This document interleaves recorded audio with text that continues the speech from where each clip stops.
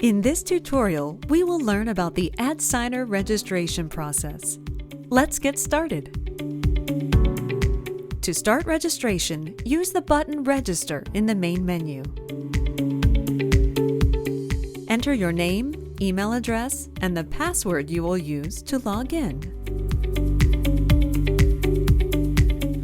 Read the Terms of Service and Privacy Policy and tick the checkbox if you agree. When you're done, click the Register button. We've sent you an email to verify your email address. Check your mailbox and find our verification email.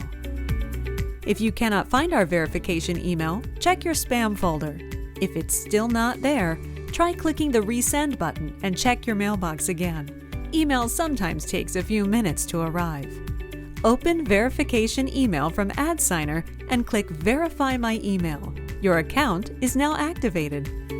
You will be automatically redirected to the AdSigner welcome screen. Congratulations! Your registration process was successfully completed. If you have any further questions, leave us a comment below.